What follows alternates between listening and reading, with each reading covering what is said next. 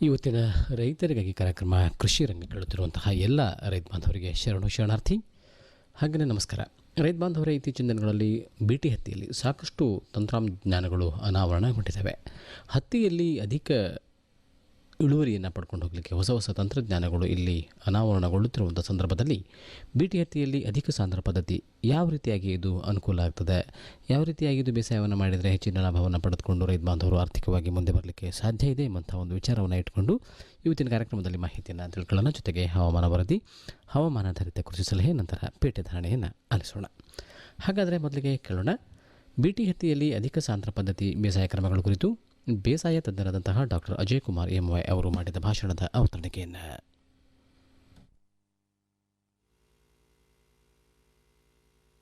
ಇವತ್ತಿನ ದಿವಸ ಈ ಅಧಿಕ ಸಾಂದ್ರತೆ ಹತ್ತಿ ಬೇಸಾಯ ಕುರಿತು ಒಂದು ಕಾರ್ಯಾಗಾರನ ಅಂದ್ಕೊಂಡಿರೋದು, ವಿಚಾರಗೋಷ್ಠಿ ಅಂದ್ಕೊಂಡಿರೋದು ನಿಜವಾಗ್ಲೂ ಒಂದು ಸಂತೋಷದ ವಿಷಯ. ಫಸ್ಟು ನಾವು ಅಧಿಕ ಸಾಂದ್ರತೆ ಅಂತ ವಿಚಾರ ಮಾಡಬೇಕು ಅಂತಂದರೆ ಒಂದು ವೆರೈಟಿ ಅಥವಾ ಹೈಬ್ರಿಡ್, ಅದು ಬಹಳ ಇಂಪಾರ್ಟೆಂಟ್. ಈ ಅಧಿಕ ಸಾಂದ್ರತೆ ಇದರಲ್ಲಿ ಅಧಿಕ ಸಾಂದ್ರತೆ ಅನ್ನೋದು ಹತ್ತಿಯಲ್ಲಿ ಬಹಳ ಪ್ರಾಮುಖ್ಯತೆ ಪಡ್ಕೊಳ್ತದೆ. ಆದರೆ ನಮಗೆ ಒಂದು 2-3 ವರ್ಷ ಇನಿಷಿಯೇಟ್ ಮಾಡಿದ್ವಿ, ಅದಕ್ಕೆ ತಕ್ಕನಾದ ಒಂದು ಜೀನೋಟೈಪ್ ಅಥವಾ ವೆರೈಟಿ ಸಿಗಲಿಲ್ಲ. ಒಂದು ಸ್ಪೇಸಿಂಗ್ ಸ್ಟ್ಯಾಂಡರ್ಡೈಸೇಷನ್, ಫರ್ಟಿಲೈಸರ್ ಸ್ಟ್ಯಾಂಡರ್ಡೈಸೇಷನ್ ಮಾಡ್ತಾ ಹೋದ್ವಿ. ಆದರೆ ಇತ್ತೀಚಿನ ದಿನಗಳಲ್ಲಿ ನಮ್ಮ ರೈತರು ಅವರ ಮನಸ್ಥಿತಿ ಚೇಂಜ್ ಆಗಲಿಲ್ಲ. ಏನಪ್ಪ ಮನಸ್ಥಿತಿ ಅಂದರೆ ಸ್ಪೇಸಿಂಗ್ ಅಡಾಪ್ಟೇಷನ್ನಲ್ಲಿ ಬಿಟಿ ಹತ್ತಿಗೆ ನಮ್ಮ ಶಿಫಾರಸ್ಸು ಅಂತರ ಏನಿರ್ತದಪ್ಪ ಅಂದರೆ 3 ಅಡಿ ಸಾಲಲ್ಲಿ 2 ಅಡಿ ಅಂತ ನಾವು ಶಿಫಾರಸ್ ಕೊಟ್ಟಿರ್ತೀವಿ. ಅದಕ್ಕೆ ತಕ್ಕನಾಗಿ ಒಂದು ಪಾಕೆಟ್ 1 ಎಕರೆಗೆ ಹೋಗುತ್ತೆ ಅಂತ ಕಂಪ್ನಿಯವರು ಅದನ್ನ ಪ್ಯಾಕಿಂಗ್ ಮಾಡ್ತಾರೆ. ಆದರೆ ನಮ್ಮ ರೈತರು 3 ಪಾಕೆಟ್ 4 ಪಾಕೆಟ್ ಎಕರೆಗೆ ಹಾಕುವಂತ ಹೋದ್ರು. ಸೊ ಅದನ್ನ ಅವರ ಖಾಸಗಿ ಕಂಪನಿಯವರು ಎನ್ಕ್ಯಾಶ್ ಮಾಡಿಕೊಂಡ್ರು. ರೈತರ ಮನಸ್ಥಿತಿ ಚೇಂಜ್ ಆಗೋದಿಲ್ಲ. ಅದಕ್ಕೆ ಈ ಅಧಿಕ ಸಾಂದ್ರತೆ ಅನ್ನೋದನ್ನ ಇನ್ನೂ 1-2 ಪಾಕೆಟ್ ಹೆಚ್ಚಿಗೆ ಹಾಕ್ಲಿ ಅಂದರೆ ಟೆಕ್ನಾಲಜಿ ಇಸ್ ಗುಡ್. ಅಂದರೆ ಅಧಿಕ ಸಾಂದ್ರತೆಯಲ್ಲಿ ಹೆಚ್ಚಿಗೆ ಬೀಜ ಹೋಗ್ತದೆ, ಅದಕ್ಕೆ ರೈತರ ಮನಸ್ಥಿತಿ ಚೇಂಜ್ ಆಗಲಿಲ್ಲ. ಸೊ ಅಧಿಕ ಸಾಂದ್ರತೆ ಇದಕ್ಕೆ ಹೋದನು ಬೆಳೆಸೋಣ ಅಂತಂದೇಳಿ ಈಗ ಪ್ರತಿ ಎಕರೆಗೆ ಅವರ ಶಿಫಾರಸು ಪ್ರಕಾರ 5 ಪಾಕೆಟ್ ಹೋಗ್ತದೆ. Technology is good in terms of it is suited for even so unfertile soils also. Rain fed situation is the most suited. ಮತ್ತೆ it is 25 to 30 days earlier than, ಬೇಗ ಬರ್ತದೆ. ಮಾಮೂಲಿ ಬಿಟಿ ಹತ್ತಿಗಿಂತ ಅಧಿಕ ಸಾಂದ್ರತೆ ಇರತಕ್ಕಂಥ ಬೆಳೆ 25ರಿಂದ 30 ದಿವಸ ಬೇಗ ಬರ್ತದೆ. So it will escape pink bollworm incidence. Pink bollworm incidence ಸಾಮಾನ್ಯವಾಗಿ ಯಾವಾಗ ಬರ್ತದೆ ನಮ್ಮ ಜನರಲ್ ಬಿಟಿ ಹತ್ತಿಯಲ್ಲಿ ಅಂತ ಅಂದರೆ ಅಕ್ಟೋಬರ್ ತಿಂಗಳಲ್ಲಿ ಹೆಚ್ಚಿಗೆ ಆಗ್ತದೆ ಅದರ ಪೀಕ್. ಸೊ ಈ ಅಧಿಕ ಸಾಂದ್ರತೆ HDPS ಹತ್ತಿಯಲ್ಲಿ ಅಷ್ಟೊತ್ತಿಗೆ ಹಾರ್ವೆಸ್ಟಿಂಗ್ ಸ್ಟೇಜ್ ಬಂದಿರ್ತದೆ. There is no need of incidence of pink bollworm. Similarly like leaf reddening ಅಷ್ಟೇ. ನೀವು ತಡಬಿತ್ತನೆ ಆದಾಗ when crop enters October November months leaf reddening start ಆಗ್ತಾ ಹೋಗ್ತದೆ. ಯಾಕಂದರೆ ಅವಾಗ ಸ್ಟ್ರೆಸ್ ಕಂಡೀಷನ್ ಆಗ್ತದೆ, ಮಳೆ ನಿಲ್ತದೆ, ಲೇಟ್ ಸೋಯಿಂಗ್ ಆಗಿರ್ತದೆ, ಡಿಲೇ ಆದಂಗೆಲ್ಲ ರೆಡ್ನಿಂಗ್. ಸೊ ಈ ಅಧಿಕ ಸಾಂದ್ರತೆ ಇದರಲ್ಲಿ leaf reddening problem also we can avoid. So ಅಂತ ಇದರಲ್ಲಿ ಈಗ ಇತ್ತೀಚಿನ ದಿನಗಳಲ್ಲಿ ಕಳೆದ ಒಂದು 4-5 ವರ್ಷಗಳಿಂದ ಈ ಖಾಸಗಿ ಕಂಪನಿಯವರು ಪ್ರತಿ ಒಂದು ಕಂಪನಿಯಲ್ಲೂ ಒಂದು 2-3 ಹೈಬ್ರಿಡ್ ತಂದಿದ್ದಾರೆ. ಲೈಕ್ KCH 9292, ಅಜಿತ್ ಕಂಪ್ನಿಯವರು 5 ಅಂತ, ಕ್ರಿಸ್ಟಲ್ ಕಂಪನಿಯವರು 929, ಇನ್ನು ಸುಮಾರು ಎಲ್ಲ ಕಂಪನಿಯವರು ಒಂದು 2-3 ಹೈಬ್ರಿಡ್ಸ್ ತಂದಿದ್ದಾರೆ. ಸೊ ಹಂಗಾಗಿ ಇದು ಪ್ರಾಯೋಗಿಕ ಮಟ್ಟವಾಗಿ ತುಂಬ ಸಕ್ಸಸ್ ಕಾಣ್ತಾ ಇದ್ದಾರೆ. ಲೈವ್ ಎಕ್ಸಾಂಪಲ್ ಅಂದರೆ ಲಾಸ್ಟ್ ಟೈಮು ನಮ್ಮ ಸಾರ್ ಅವರು ತಗೊಂಡ ಒಂದು ಪ್ರಾಯೋಗಿಕವಾಗಿ ಕಸ್ಬೆ ಕ್ಯಾಂಪಲ್ಲಿ. So it has given a very good results. So ನಮ್ಮ ಸಾರ್ ಹೇಳ್ತಾರೆ ಇನ್ನೂ ಹತ್ರ ಪ್ಲಾಂಟ್ ಟು ಪ್ಲಾಂಟ್ ಇನ್ನೂ ಹತ್ರ ಅಂತ. ಅವ್ರ ರೆಕಮೆಂಡೇಶನ್ 15 ಸೆಂಟಿಮೀಟರ್ ಗಿಡದಿಂದ ಗಿಡಕ್ಕೆ ಅಂತಂದ್ರೆ 10 ಸೆಂಟಿಮೀಟರ್ಗೂ ಹೋಗ್ಬೋದು, ಪ್ರೊವೈಡೆಡ್ ಎ ಗುಡ್ ವೆರೈಟಿ ಹೋದಾಗ ನಿಮಗೆ ಅಂತರದಲ್ಲಿ. ಮತ್ತೆ 3 ಅಡಿ ಸಾಲು ಬೇಕಾಗಿಲ್ಲ ಅಧಿಕ ಸಾಂದ್ರತೆ ಇದಕ್ಕೆ. ಈ ಹೈಬ್ರಿಡ್ಸ್ ಇನ್ನು 75 2.5 ಅಡಿ ಸಾಲಿಗೆ ಹೋಗ್ಬೋದು. ಯಾಕಂದ್ರೆ ನಾವು 2-3 ವರ್ಷ ನಮ್ಮ ಪ್ರಾತ್ಯಕ್ಷಿಕವಾಗಿ ನೋಡಿದಾಗ ಸಾಲಲ್ಲಿ ಸ್ವಲ್ಪ ಗ್ಯಾಪ್ ಉಳಿಯುತ್ತೆ. When we take 2 sprays of mepiquat chloride, ಇದು ಮೆಪಿಕ್ವಾಟ್ ಕ್ಲೋರೈಡ್ ಕಂಪಲ್ಸರಿ ಸ್ಪ್ರೇ ಮಾಡಬೇಕು because it is a hybrid. Mepiquat chloride at the ಯಾವ ಸ್ಟೇಜಲ್ಲಿ 45ರಿಂದ 50 ದಿವಸದಲ್ಲಿ ಒಂದ್ಸಲ, ಮತ್ತೆ 15 ದಿವಸ ಗ್ಯಾಪ್, 55ರಿಂದ 60 ದಿವಸದಲ್ಲಿ ಒಂದ್ಸಲ, 65ರಿಂದ 70 ದಿವಸದಲ್ಲಿ ಒಂದ್ಸಲ. ಸೊ 15 days ಗ್ಯಾಪಲ್ಲಿ 2 mepiquat chloride sprays are very important. ಯಾಕಂದ್ರೆ it is a hybrid. So ಈಗ ವೆಸ್ಟರ್ನ್ ಕಂಟ್ರೀಸಲ್ಲಿ ಲೈಕ್ ನಮ್ಮ ಅಮೆರಿಕಾ, ಬ್ರೆಜಿಲಲ್ಲಿ they are not at all spraying mepiquat chloride. ಯಾಕೆ? ಅವರು ವೆರೈಟೀಸ್ ಆ ಥರ ಡೆವಲಪ್ ಮಾಡಿದ್ದಾರೆ. Because it's a variety, just ಅದರ ಸ್ಟೇಚರ್ ಜಸ್ಟ್ 2 ಅಡಿ ಅಷ್ಟೇ ಬೆಳೀತದೆ. ಸೊ ಅವ್ರಿಗೆ there is no need of going for mepiquat chloride also. So ನಮ್ಮದು ಇದು ಹೈಬ್ರಿಡ್ ಆಗಿರೋದ್ರಿಂದ, ಈ ಖಾಸಗಿ ಕಂಪ್ನಿಯವರು ಹೈಬ್ರಿಡ್ ಡೆವಲಪ್ ಮಾಡಿರೋದ್ರಿಂದ ನಾವು invariably we have to go for mepiquat chloride 2 sprays at 45 to 50 days once and 65 to 70 days once. ಮತ್ತೆ ಇದಕ್ಕೆ ಅಂತರ ಇದಾಯ್ತು. ಸರ್ ಹೇಳ್ದಂಗೆ 4 ಅಂತರಗಳು ಬರ್ತಾವ್ರಿ. ಅಲ್ಟ್ರಾನ್ ರೋ ಅಂದರೆ 30, 10, 45, 10 ಅಥವಾ 15, 10, 15, 60, 10, 15, 75, 10, 15 ಈ ಥರ ಎಲ್ಲ ಸ್ಪೇಸಿಂಗಲ್ಲಿ depending on the growth of the hybrid. ಈಗ ನೀವು ಮೆಪಿಕ್ವಾಟ್ ಕ್ಲೋರೈಡ್ 45 ದಿವಸದಿಂದ 55 ದಿವಸದಲ್ಲಿ ಸ್ಪ್ರೇ ತಗೊಂಡಾಗ ಗಿಡ ಎಷ್ಟಿರಬೇಕು, ಅದು ದಟ್ ಈಸ್ ಆಲ್ಸೋ ಇಂಪಾರ್ಟೆಂಟ್. 45 ದಿವಸ ಆಗಿರ್ತದೆ, ಬಟ್ ಗ್ರೋತ್ ಇನ್ನೂ 1 ಅಡಿನೇ ಇರ್ತದೆ. ಅವಾಗ ತಗೋಬೇಕಾ ಮೆಪಿಕ್ವಾಟ್ ಕ್ಲೋರೈಡ್? No need.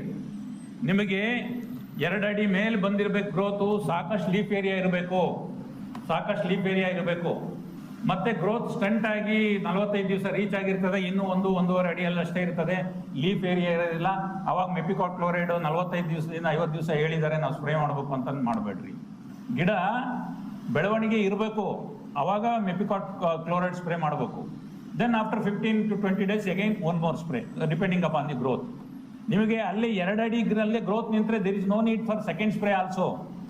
ಅದು ಟೆಕ್ನಿಕ್ಯಾಲಿಟಿ. ಇಲ್ಲಿ 3 ಸ್ಪ್ರೇ ಅಂತಾರೆ. If duration is 3 spray there is no need. ನಿಮಗೆ ಗ್ರೋತ್ ಅಲ್ಲಿಗೆ ಸೀಸ್ ಆದರೆ there is no need to go for 3rd spray also. But as on today, as on now, 2 sprays are minimum, 2 sprays are required mepiquat chloride because it is a hybrid. ಎಲ್ಲ ಖಾಸಗಿ ಕಂಪ್ನಿಯವರು ಹೈಬ್ರಿಡೇ ತಂದಿದ್ದಾರೆ. ಈಗ ನಮ್ಮ ಯೂನಿವರ್ಸಿಟಿಯಲ್ಲಿ ನಡೀತಾ ಇರೋ research, ಒಂದು ನಮ್ಮ breeder doctor JM Nidagundi ಅವರು ಒಂದು ವೆರೈಟಿ ತಂದಿದ್ದಾರೆ. This year we are testing that for spacings and fertiliser standardisation. ಒಂದು RAH BT 4051 ಅಂತ. So it is in the pipeline. ನಾನು ನೋಡಿದ್ದೀನಿ before last year. It's a very good variety. It's a variety, not hybrid. ಅದೇನಾದರೂ click ಆಯ್ತಪ್ಪ ಅಂತಂದ್ರೆ then we can multiply fast with that hybrid variety and we can make seed production also with that. So ಆ ಥರ ಒಂದು variety standardise ಆಗಿಬಿಟ್ರೆ V can develop almost all package to that HDPS cotton. ಮತ್ತೆ fertiliser ವಿಷಯಕ್ಕೆ ಬಂದಾಗ, ಈಗ normally ನಮ್ಮ ಪ್ಯಾಕೇಜಲ್ಲಿ ಏನಿರ್ತದೆ, ವೆರೈಟಿಗೆ ಇಷ್ಟಿರ್ತದೆ, ನಾರ್ಮಲ್ H*B ಹೈಬ್ರಿಡ್ಗೆ ಇಷ್ಟಿರ್ತದೆ, BT ಹೈಬ್ರಿಡ್ಗೆ ಇಷ್ಟಿರ್ತದೆ, ಈ ಭಾಗಕ್ಕೆ ಇಷ್ಟಿರ್ತದೆ, ಈ ಝೋನ್ಗೆ ಇಷ್ಟಿರ್ತದೆ ಅಂತ ಇರ್ತದೆ. ಸೊ ನಮ್ಮ ಪ್ಯಾಕೇಜಲ್ಲಿ ವೆರೈಟಿಗಿರೋದು 80, 40, 40 ಸಾರಜನಕ, ರಂಜಕ, ಪೊಟ್ಯಾಶ್ ಪ್ರತಿ ಹೆಕ್ಟೇರ್ಗೆ. ಅಂದರೆ ಅದನ್ನು ನಾವು ಕ್ಯಾಲ್ಕುಲೇಟ್ ಮಾಡಿದಾಗ 32 kg ಸಾರಜನಕ, 16 kg ರಂಜಕ, 16 kg ಪೊಟ್ಯಾಶ್ ಆಗ್ತದೆ. 80-40-40 ತಗೊಂಡಾಗ. ಅದೇ ಇದು ಹೈಬ್ರಿಡ್. ಈಗ ನಮ್ಮ ನಾರ್ಮಲ್ BT ಹತ್ತಿಗೆ 72 kg ಸಾರಜನಕ, 36 kg ರಂಜಕ, 36 kg ಪೊಟ್ಯಾಶು ನಮ್ಮ ನಾರ್ಮಲ್ BT ಹತ್ತಿಗೆ ಕೊಡ್ತೀವಿ. ಅಂದರೆ ಹೆಕ್ಟೇರ್ಗೆ 180-90-90 ನಮ್ಮ ಭಾಗದ ಈ Tungabhadra command area, Zone 2, Zone 3ಗೆಲ್ಲ. ಬಟ್ ನಮ್ಮ ಉದ್ದೇಶ ಅಷ್ಟು ಹೈಟ್ ಬೆಳಿಬಾರ್ದು. 6 feet 7 feet ಹೋಗ್ತದೆ ಕೆಲವು hybrids. There is no need. HDPS ಅಲ್ಲಿ ನಾವು ಪ್ಲಾಂಟ್ ಮಾಡಿದಾಗ with closer spacing of 75 centimeters into 10 or 15 centimeters, there is no need to go for that much height. So ಅದಕ್ಕೆ ಡಿಫರೆಂಟ್ ಏನಪ್ಪ ಅಂತಂದರೆ spraying of mepiquat chloride just to maintain 2 to 2.5 feet height Then in another operation without using chemicals ಅಂದರೆ detopping at 100 centimeters height normal BT ಹತ್ತಿಗಾದ್ರೆ, ಅದೇ ನೀವು ಮಾಡಿದಾಗ 0.9 ಬರ್ತದೆ. No need 1 ml it is almost equal to 0.9 to 1 ml per liter of water. ಮತ್ತೆ ಅದನ್ನ ಸ್ವಲ್ಪ stress ಮಾಡಿ ಇಡ್ಬೇಕು ನಮ್ಮ ರೈತರಿಗೆ. ಇನ್ನು ಅವ್ರಿಗೆ ಗ್ರೋತ್ ರೆಗ್ಯುಲೇಟರ್ ಏನು, ಅರ್ಬಿಸೈಡ್ ಏನು, ಪೆಸ್ಟಿಸೈಡ್ ಏನು ಅನ್ನೋದು ತಲೆಗೆ ಬಂದಿರೋದಿಲ್ಲ. ಸೊ ಗ್ರೋತ್ ರೆಗ್ಯುಲೇಟರ್ ಅನ್ನೋದು we have to be very cautious. ಇಷ್ಟೇ, ಇಲ್ಲಾಂದರೆ ನಿಮ್ಮ ಕ್ರಾಪ್ ಹೋಗ್ತದೆ ಅಂತ ಹೇಳ್ಬೇಕು, ಹೆಚ್ಚಿಗೆ ಡೋಸ್ ಯೂಸ್ ಮಾಡಿದ್ರೆ ಅಂತ. ಅದೇ ಫರ್ಟಿಲೈಸರ್ ವಿಷಯ ಮಾತಾಡ್ತಾ ಇದ್ದೆ. ಫರ್ಟಿಲೈಸರ್ ಸ್ಟ್ಯಾಂಡರ್ಡೈಸೇಷನ್ನು ನಾವು ಈಚೆಗೆ ಆವಾಗಲೇ ಹೇಳಿದ್ನಲ್ಲ, ನಮ್ಮ ಸಾರ್ ಜೋಡಿ ಕೂಡಿ ಸ್ಟ್ಯಾಂಡರ್ಡೈಸೇಷನ್ ಮಾಡಿದ್ವಿ. ಬಟ್ ಅದು ಹೈಬ್ರಿಡ್ ಸೂಟ್ ಆಗದೆ ಇರೋದಕ್ಕೆ ಅದು ಫೇಲ್ ಆಯಿತು. ಈಗ ಹೈಬ್ರಿಡ್ಸು, ಖಾಸಗಿ ಹೈಬ್ರಿಡ್ಸ್ಗೆ ಮತ್ತು ನಮ್ಮ ಯೂನಿವರ್ಸಿಟಿಲಿ ಡೆವಲಪ್ ಮಾಡಿರೋ ವೆರೈಟೀಸ್ಗೆ ಸ್ಟ್ಯಾಂಡರ್ಡೈಸ್ ಮಾಡ್ತಾ ಇದ್ದೀವಿ by taking 80-40-40 as the check for variety hectare. 80 kg ಸಾರಜನಕ, 40 kg ರಂಜಕ, 40 kg ಪೊಟ್ಯಾಶು ಪ್ರತಿ ಹೆಕ್ಟೇರಿಗೆ ತಳಿಗಳಿಗೆ, ವೆರೈಟೀಸ್ಗೆ. ಈಗ ನಮ್ಮ ಬ್ರೀಡರ್ ಡೆವಲಪ್ ಮಾಡಿರೋ ವೆರೈಟೀಸ್ಗೆ ಅದನ್ನು ಸ್ಟ್ಯಾಂಡರ್ಡ್ ಚೆಕ್ ಆಗಿ ಇಟ್ಕೊತೀವಿ. ಮತ್ತು ಅದಕ್ಕೆ ಒಂದು 25% ಕಡಿಮೆ, ಒಂದು 25% ಜಾಸ್ತಿ ಟೆಸ್ಟ್ ಮಾಡ್ತೀವಿ. ಅಂದರೆ 80ಗೆ 25% ಕಡಿಮೆ ಅಂತಂದರೆ 60-30-30, 80-40-50ಗೆ 25% ಮೋರ್ ಅಂದರೆ 100-50-50ಗೆ ಎವ್ಯಾಲ್ಯೂಯೇಟ್ ಮಾಡ್ತೀವಿ. Whether that variety is performed under which fertiliser dose. ಮತ್ತು before that we have to see the soil nutrient status also. ನಾವು ಅದನ್ನು ಫಿಕ್ಸ್ ಮಾಡೋಕ್ಕೆ ಮೊದಲು ನಮ್ಮ ಭೂಮಿಯಲ್ಲಿ ಸಾರಜನಕದ ಅಂಶ ಎಷ್ಟಿದೆ, ರಂಜಕದ ಅಂಶ ಎಷ್ಟಿದೆ, ಪೊಟ್ಯಾಶ್ ಅಂಶ ಎಷ್ಟಿದೆ ಅಂತ. ಈಗ ಎಲ್ಲ ಇದರಲ್ಲೂ ಮಿನಿಮಮ್ 25% ಕೊರತೆ ಇದೆ. All major 3 nutrients. ಸಾರಜನಕ ಕೆಲವು ಕಡೆ ಅಂತೂ 50% ಕೊರತೆ ಇದೆ. 300-320 kg ಇರಬೇಕಾಗಿದ್ದು 220-200 ಕೆಳಗಡೆನೇ ಇದೆ. ಸೊ ಹಂಗಾಗಿ ಅವಾಗ ನಾವು ಡಿಸೈಡ್ ಮಾಡಬೇಕು, ಸ್ವಲ್ಪ ನಾವು ಸಾರಜನಕ 25% ಇನ್ಕ್ರೀಸ್ ಮಾಡಿದ್ರೂ ಪರವಾಗಿಲ್ಲ. ಅಂದರೆ 80-40-40 ಬದಲು 100-50-50ಗೂ ಸಹ ಹೋಗ್ಬೋದು if the fertility status of the soil is very less. ಈಗ ನಾನು ಇನ್ನೊಂದು ಪಾಯಿಂಟ್ ಹೇಳಿದೆ ನಿಮಗೆ, ಇದು ಹೆಚ್ಚಿಗೆ ಲೋ ಫರ್ಟಿಲಿಟಿ ಸಾಯಿಲ್ಸ್ಗೆ, ಈ ಕಂಕರ್ ಇರ್ತಕ್ಕಂಥ ಸಾಯಿಲ್, ಮತ್ತೆ ಸ್ವಲ್ಪ ಸ್ಯಾಂಡಿ ಸಾಯಿಲ್, ಕ್ಯಾಲ್ಕೇರಿಯಸ್ ಸಾಯಿಲ್, ಅಂಥ ಸಾಯಿಲ್ಗೆ the most possible that practically they have shown in Kasbe camp. Practically last year they have shown that practicality of taking double cropping after taking HDPS cotton. So that is the advantage thing. Kadle thakondidu very good crop they have harvested. Soon after HDPS cotton they have taken up kadle, chickpea also they have given very good yield. So such situations we have to, before taking up HDPS cotton, ಕೆಲವು important ವಿಷಯಗಳು. ಮತ್ತು ನಾನು ಅದು fertiliser ವಿಷಯಕ್ಕೆ ಇನ್ನೊಂದು ಹೇಳಬೇಕು ಅಂತಂದರೆ, ಈಗ ಯಾವ ಹೈಬ್ರಿಡ್ ಬಂದಾಗ ಈಗ 180-90-90 ನಮ್ಮ ಪ್ಯಾಕೇಜಲ್ಲಿ BT ಹಟ್ಟಿಗಿದೆ. So when we take the same hybrid to HDPS cotton convert ಮಾಡಿದಾಗ, ಈಗ ಕಾವೇರಿ ಕಂಪನಿ 9292 ಅದನ್ನು 180-90-90 ಕೊಡೋದು ಬೇಕಾಗಿಲ್ಲ, ಯಾಕಂದರೆ it will put forth huge growth ಆ dose. So we have to reduce. Earlier dose ಏನಿತ್ತು BT ಕಾಟನ್ಗೆ 120-60-60 ಇತ್ತು. That is enough because we are reducing the growth 2 times. We are reducing the growth of BT cotton 2 times. So hangagi we can go for lower fertilizer dose also. Alli nimage saving of fertilizer dose up to the tune of 30-35%. 180-90-90 inda 120-60-60. We can reduce the fertilizer dose to the tune of 33%. So that is very important. Matte pest and disease management ಮಾಮೂಲಿ sucking ಪೆಸ್ಟ್ಗೆ first initial ಸ್ಟೇಜಸ್ಸಲ್ಲಿ 60 days ಏನು sucking pest ಬರ್ತವೆ, thrips ಬರ್ತವೆ, aphids ಬರ್ತವೆ, leaf ಆಪರ್ಸ್ ಬರ್ತವೆ, ಅದಕ್ಕೆಲ್ಲ we have very good chemicals. Good molecules ಬಂದಿದ್ದಾವೆ ಮಾರ್ಕೆಟಲ್ಲಿ. Even ಒಂದು single spray is enough for control all the sucking pest. ಅಂಥ ಮಾಲಿಕ್ಯೂಲ್ಸ್ ಬಂದವೆ, ಕಾಂಬಿ ಪ್ರಾಡಕ್ಟ್ಸ್ ಬಂದಿದ್ದಾವೆ. ಅದೆಲ್ಲ pest management is very easy now because of good molecules. ಒಂದು ತಿಂಗಳ ಅವಧಿ ಕಡಿಮೆ ಆದಮೇಲೆ ಬೆಳೆಯೋದು ನಿಮಗೆ ಮ್ಯಾನೇಜ್ಮೆಂಟ್ ಅಷ್ಟು ರೈತನಿಗೆ advantages thing.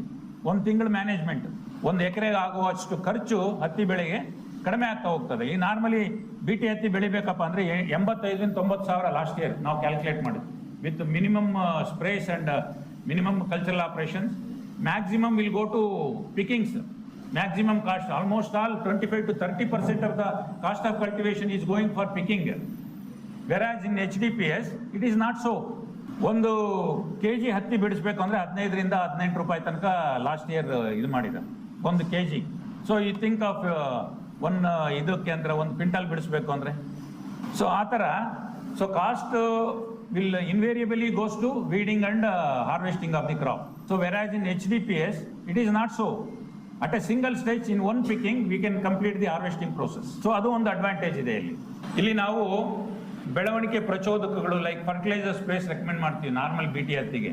When the crop is sown late, July ತಿಂಗಳಲ್ಲಿ ಸೋಯಿಂಗ್ ತಗೋಗಿ, ಈಗ ನೋಡಿ ಇನ್ನೂ ಬಿತ್ತನೆ ಆಗಿಲ್ಲ, ಮಳೆ ಬಂದಿಲ್ಲ, ಕೆಲವು ಭಾಗದಲ್ಲಿ ಆಗಿದೆ, ಕೆಲವು ಭಾಗದಲ್ಲಿ ಆಗಿಲ್ಲ. So it may get postpone to first week of June also. ನಾವು June sowing window up to June 15 ತನಕ ಇದೆ ಅಂದ್ರೂ it is 1 month late. Correct time ಬಿತ್ತನೆ BT ಹತ್ತಿಗೆ ಏನಪ್ಪ ಅಂದರೆ ಜೂನ್ ಮೊದಲನೇ ವಾರ. ಈಗ ಬಿತ್ತಬೇಕಾಗಿತ್ತು, ಬಿತ್ತಿ 1 ವಾರ ಆಗಬೇಕಾಗಿತ್ತು. ಆದರೆ ಕೆಲವು ಕಡೆ ಇನ್ನೂ ಮಳೆ ಆಗಿಲ್ಲ, ಕೆಲವು ಕಡೆ ಆಗಿದೆ. So some farmers have taken up the sowing. So ಆ ಥರ ಆದಾಗ ನಾವು ಈ ಬೆಳವಣಿಗೆಗೋಸ್ಕರ BT ಹತ್ತಿಗೆ ಸ್ವಲ್ಪ ಈ ಫೋಲಿಯಾ ಸ್ಪ್ರೇ ಮುಖಾಂತರ ಗೊಬ್ಬರ ಕೊಡ್ತೀವಿ. ಯಾವಾಗ ತಡ ಬಿತ್ತನೆ ಆದಾಗ ಬೆಳವಣಿಗೆ ಬರೋದಿಲ್ಲ ಅಂತ ಹೇಳಿದಾಗ 1% 19 1% ಮೆಗ್ನೀಷಿಯಂ ಸಲ್ಫೇಟ್ ಸಿಂಪರಣೆ ಮಾಡೋದ್ರಿಂದ ಬೆಳವಣಿಗೆನೂ ಚೆನ್ನಾಗಾಗ್ತದೆ, ನಿಮಗೆ ಹೂವು ಮೊಗ್ಗು ಕಾಯಿ ಉದುರೋದು ಕಡಿಮೆ ಆಗ್ತದೆ. ಮತ್ತೆ ಈ ರೆಡನಿಂಗ್ ಪ್ರಾಬ್ಲಮ್ ಬರ್ತದೆ ಯಾವಾಗ ಅಕ್ಟೋಬರ್ ನವೆಂಬರ್ ತಿಂಗಳಲ್ಲಿ. ಸೊ ಅದನ್ನು we can avoid reddening problem in BT cotton. So ಅದನ್ನು ಅದೇ ಸ್ಪ್ರೇನ you have to repeat it for 2 times 15 ದಿವಸದ ಅಂತರದಲ್ಲಿ. ನೀವು 60 ದಿವಸಕ್ಕೆ ಮೊದಲನೇ ಸ್ಪ್ರೇ ತಗೊಂಡಾಗ ಅದನ್ನು 75 ದಿವಸಕ್ಕೊಮ್ಮೆ 90 ದಿವಸಕ್ಕೊಮ್ಮೆ ರಿಪೀಟ್ ಮಾಡ್ಬೋದು. ನಮ್ಮ ನಾರ್ಮಲ್ BT ಹತ್ತಿಯಲ್ಲಿ ಸಿಂಪರಣೆ ಇದ್ದಾಗ. ಸೊ ಇದರಲ್ಲಿ ನಮಗೆ ಅಧಿಕ ಸಾಂದ್ರತೆ ಇದರಲ್ಲಿ 2 ಸ್ಪ್ರೇ ತಗೊಂಡ್ರೆ ಸಾಕದು. 1 ಸ್ಪ್ರೇ ಕಡಿಮೆ ಮಾಡ್ಬೋದು. ಅದರಲ್ಲೂ ಸಿಂಪರಣಾ ರಸಗೊಬ್ಬರಗಳನ್ನು 1 ಸ್ಪ್ರೇ ಕಡಿಮೆ ಮಾಡ್ಬೋದು.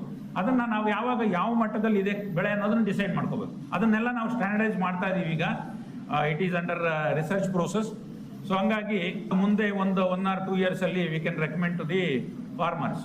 ಮತ್ತೆ ಈ ನಾವು ಒಂದು ಪೊಟ್ಯಾಷಿಯಂ ನೈಟ್ರೇಟ್ ಅಂತ 13-0-45 ಅಂತ ನಾರ್ಮಲ್ BT ಹತ್ತಿಗೆ ರೆಕಮೆಂಡ್ ಮಾಡ್ತೀವಿ. ಯಾವಾಗ ಬೆಳೆ 75 ದಿವಸ ಇದ್ದಾಗ 90 ದಿವಸ ಇದ್ದಾಗ get the good bowl size.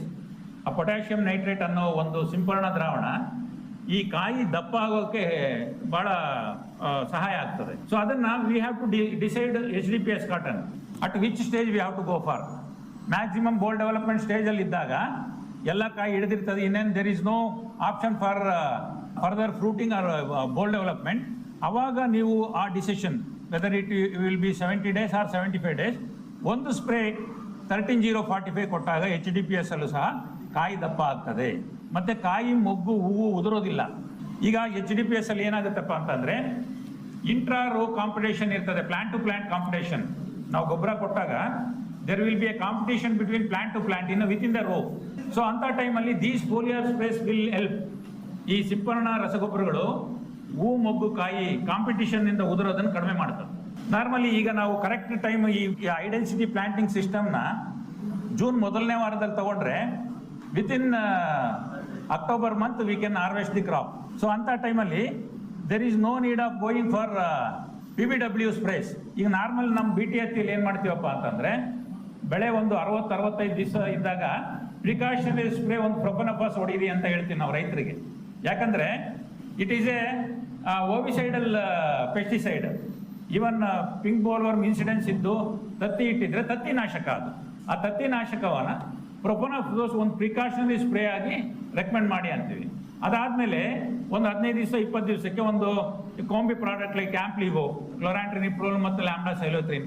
ಯಾಕಂದರೆ ಈಗ ನಾವು ಮೋಹಕ ಬಲೆ ಇಟ್ಟಿರ್ತೀವಿ, ಅದರಲ್ಲೊಂದು 3-4 ಚಿಟ್ಟೆ ಬಂದು ಬೀಳ್ತವೆ. ಪ್ಯಾಪುಲೇಷನ್ ಅಂತೂ ಐತೆ, ಡೆಫಿನೆಟ್ ಆಗಿ the crop will affected by pink bollworm ಅಂತ ಪ್ರಿಕಾಷನರಿ ಸ್ಪ್ರೇ ತಗೊಂತೀವಿ ನಾವು. So whereas in case of HDPS we can avoid that one also. ನಿಮಗೆ ಬೋಲ್ ಡೆವಲಪ್ಮೆಂಟ್ ಆಗಸ್ಟ್ ಎಂಡಿಂದ ಸೆಪ್ಟೆಂಬರ್ಗೆ ಬಂದಾಗ there will not be any incidence of pink bollworm. ಅದ್ರ incidence ಬರೋದು ಸ್ವಲ್ಪ ಲೇಟ್, ಅಕ್ಟೋಬರ್ ತಿಂಗಳಲ್ಲಿ ಜಾಸ್ತಿ ಇರ್ತದೆ. So within that the crop will complete its duration. So ಇಷ್ಟು ಉಪಯೋಗ ಇದೆ HDPS ಅಲ್ಲಿ. But only thing utilisation of mepiquat chloride ಅನ್ನೋದು ಬಹಳ ಇಂಪಾರ್ಟೆಂಟ್ ಇಲ್ಲಿ. So that thing you have to stress to the farmers. Crop ಯಾವ ಸ್ಟೇಜಲ್ಲಿ ಇದ್ದಾಗ ಮೆಪಿಕ್ವಾಟ್ ಕ್ಲೋರೈಡ್ ಹೊಡಿಬೇಕು, ನಾವು ಜನರಲಿ ಅದೇ ಹೇಳ್ತೀನಲ್ಲ 45 to 50 ಡೇಸ್ ಫಸ್ಟ್ ಸ್ಪ್ರೇ ತಗೋಬೇಕು ಅಂತ. ಅಲ್ಲಿ ಗ್ರೋತೆ ಇಲ್ದಾಗ ಹೊಡೆದು ಏನು ಪ್ರಯೋಜನ, ಇದ್ದಿದ್ದನ್ನು ಗ್ರೋತ್ ಹೋಗ್ತದೆ. ಕ್ರಾಪ್ ಬೆಳವಣಿಗೆ ನೋಡಿಕೊಂಡು ನಾವು ಅದನ್ನು ಡಿಸೈಡ್ ಮಾಡಬೇಕು. 45-50 ದಿವಸಕ್ಕೆ ಇನ್ನೂ ನಾವು ಎಕ್ಸ್ಪೆಕ್ಟ್ ಮಾಡಿದಷ್ಟು ಗ್ರೋತ್ ಬಂದಿರೋದಿಲ್ಲ. ಅವಾಗ we can postpone for 1 more week, let growth comes ಅಂತ. ಮತ್ತೆ ಒಂದು ಬೆಸ್ಟ್ ಎಕ್ಸಾಂಪಲ್ ಹೇಳ್ತೀನಿ ನಿಮಗೆ. 2023 it was a drought year for Raichur farmers. ಗೊತ್ತಲ್ಲ ನಿಮಗೆಲ್ಲ, 2023 ಬರದ ವರ್ಷ. So in spite of that, the farmer from Kurdi, you might be knowing Venkateshwara Reddy, he harvested a very good crop of cotton, HDPS cotton, 12 quintals per acre. 12 quintals per acre. He sprayed 2 times mepicot chloride. Drought year ಇತ್ತು. Drought year ಇದ್ದಾಗ ಏನಾಗುತ್ತಪ್ಪ ಅಂದರೆ, we are restricting the vegetative growth. Top portion ಗ್ರೋತ್ನ we are restricting. 2 spray ತಗೊತಿದ್ದೀವಿ. ಮೇಲಿನ ಬೆಳವಣಿಗೆ, ಭೂಮಿ ಮೇಲಿರ್ತಕ್ಕಂಥ ಭಾಗವನ್ನು ನಾವು ಗ್ರೋತ್ ರೆಸ್ಟ್ರಿಕ್ಟ್ ಮಾಡ್ತೀವಿ. ಸೊ ಪೋಷಕಾಂಶಗಳು ಏನಾಗ್ತವೆ, ಭೂಮಿಯಲ್ಲಿ ಇರೋವು ರೂಟ್ ವಾಲ್ಯೂಮ್ ಇನ್ಕ್ರೀಸ್ ಆಗ್ತದೆ. ಮೇಲಕ್ಕೆ ಪಂಪ್ ಮಾಡೋದಿಲ್ಲ ನ್ಯೂಟ್ರಿಯೆಂಟ್ಸ್ನ. ಆ ಕ್ರಾಪಲ್ಲಿ ಇರ್ತಕ್ಕಂಥ ರೂಟ್ಸು ಬೆಳೀತವೆ. Vertical growth, deeper going. Technicality ಇದೇನೇ ಇರೋದು.